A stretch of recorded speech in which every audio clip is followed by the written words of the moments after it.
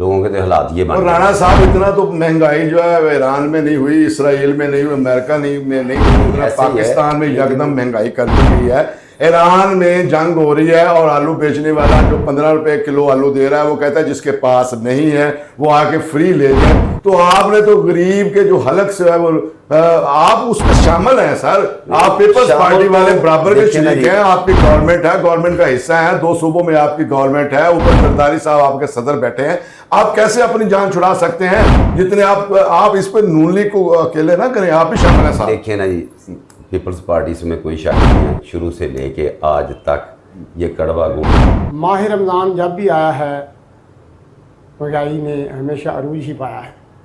कहाँ पे ईरान इस वक्त खड़ा है और अमेरिका और इसराइल को क्या वो शिकस्त दे सकेगा? जैसे ही आपने इस ईरान के ऊपर जो है हमला करेंगे और ये लोग जैसे ही जो है वो शहीद होंगे तो 24 घंटे के अंदर जो है वो रजीम चेंज हो जाए। वो आपके हक के अंदर नारे लगा रहे होंगे कि इसराइल के हवाले से नारे लगा रहे होंगे, उसके हक के अंदर अमेरिका के हक के अंदर नारे लगा रहे होंगे।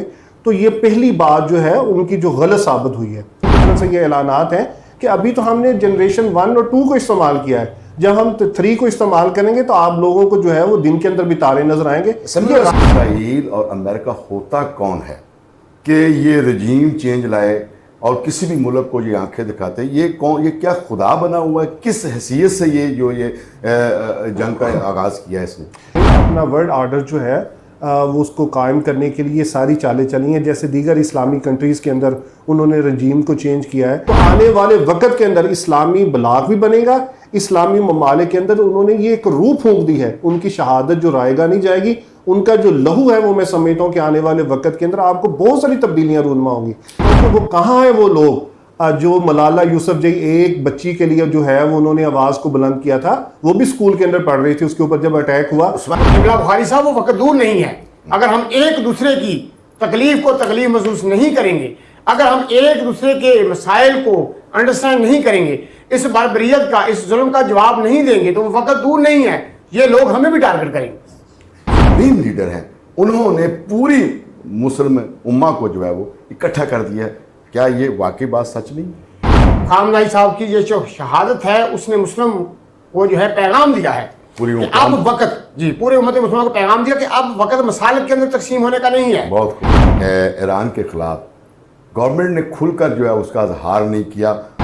जरदारी साहब ने सबसे पहले इसमें मजम्मत की है और उन्होंने खुल के कहा है कि हम साथ हैं, अवाम पाकिस्तान की ईरान के साथ है, अवाम के दिल पाकिस्तान के उनके साथ धड़कते हैं और ईरान हमारे साथ अच्छा रहा है। ईरान ही एक मुल्क है जिसने सबसे पहले पाकिस्तान को तस्लीम किया।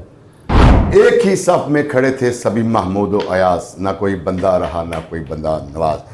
मिलते हैं एक छोटे से ब्रेक के बाद, दोबारा इसी टॉपिक पे गुफ्तगू करेंगे, हमारे साथ जुड़े रहिए। उस्मानी साहब, ये बताइएगा कि अब ईरान और अमेरिका की जंग कहाँ पे है और क्या सिचुएशन है और ये जंग कब तक जारी रहेगी? और आज जो 9 दिन गुजर चुके हैं और ईरान जो है एक लम्हा भी जो है वो डगमगाया नहीं है। ना ईरान डगमगाया है, ना ईरान के जो है अस्करी क़यादत डगमगाई है और ना ईरान की आवाम डगमगाई है। ईरान के एक ज़बरदस्त टच भी है कि उन्होंने प्लास्टिक के हवा भरे हुए टैंक बनाए गए हैं और उसमें उन्होंने मिसाइल भी बनाए हैं। जो एक तो खटकता है दिल यज़दा में कांटे की तरह। अमेरिका को भी बहुत नुकसान हो रहा है। आप देखिए ना, एक ड्रोन को और एक मिसाइल को रोकने के लिए कितने लाख डॉलर जो है वो इस्तेमाल हो रहे हैं। आप देखिए कि वो जो मिसाइल है उसने हवा में ही जो है वो बम छोड़े हैं और एक ही मिसाइल ने 80 जगह उसको हिट किया है। तो कितना बड़ा नुकसान अमेरिका का भी हो रहा है। जी बिल्कुल, अमेरिका ज़ाहिर बात है, जब ये जंग होती है मैं समझता हूँ कि ये सिर्फ ईरान, इसराइल और अमेरिका का नुकसान नहीं है। इस जंग के अंदर इस पूरे खित्ते को लपेट में लिया हुआ है और आप देखें कि इसको लपेट के लेने के अंदर अंदर बहुत सारी चीज़ें यहाँ पे तब्दीली रूनमा होना शुरू हो जाएंगी, हर मुल्क की सूरत हाल। अब वो पाकिस्तान अपना ईरान को पैगाम भेज रहे हैं कि खुदारा इस जंग को ख़त्म किया जाए, जो ताज़ा तरीन रिपोर्ट है, लेकिन अब ईरान कहता है ये शुरू तुमने किया था और ख़त्म हम करेंगे। पाकिस्तान ईरानियों के लिए मैं ये कहूँगा कि अरादे जिनके पुख्ता हो, नज़र जिनकी खुदा पर हो, तलातम खेज़ मौजों से वो घबराया नहीं करते। नो डाउट अमेरिका के जहन के अंदर जो है कि हम बहुत बड़ी सुपर पावर हैं लेकिन सुपर पावर एक मालिक कायनात की ज़ात है और अल्हम्दुलिल्लाह उम्मत मुसलमा के साथ वो सुपर पावर की जो है रहमत हर वक्त है। इंशाअल्लाह आप देखें तारीख़ का मुताला कर लें तो हमेशा जीत जो होती है वो हक की होती है। और आप देखें कि उन्होंने अपने जो हमले का नाम रखा है, किसी का नाम मोहम्मद मुस्तफ़ा, किसी का नाम खैबर, किसी का नाम ओहद, किसी का नाम उन्होंने जो है वो मौला अली के नाम से रखा है, किसी का इमाम ज़ैनुल आबिदीन के नाम से रखा है, किसी का नाम इमाम महदी अलैहिस्सलाम के नाम से रखा है। ये देखें कि जो उसके बदले में इसराइल अपने नाम रख रहा है, वो अपने यहूदियों के एजेंडे के बारे में उनके नाम से जो है वो हमले कर रहा है। तो क्या डिफरेंस है ईमान की ताकत में और ये कुफर की ताकत में? मैं समझता हूँ कि उस जंग बदर को आप पढ़ लें तो उसके अंदर एक तरफ जो है सरो सामान की क्या कफ़ियत थी और एक तरफ सरो सामान की क्या कफ़ियत थी। अगर किसी के पास तलवार है तो ढाल नहीं थी, अगर किसी के पास ढाल है तो वो तलवार नहीं थी, अगर किसी के पास घोड़ा है तो तलवार है उसके पास नहीं है। तो ये वो सरो सामानी थी जो इमाम कायनात के साथियों की थी। और जंग बदर के अंदर जो फिर उनको अल्लाह ताला ने नुसरत और फतह से हमकनार करवाया, ये वाज़े बात है।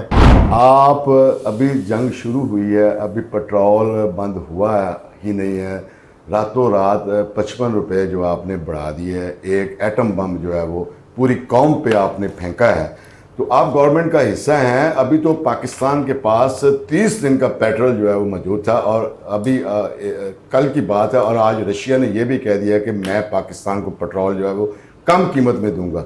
आपने ये नहीं समझते कि आपकी गवर्नमेंट भी इस जुल्म में बराबर की शरीक है?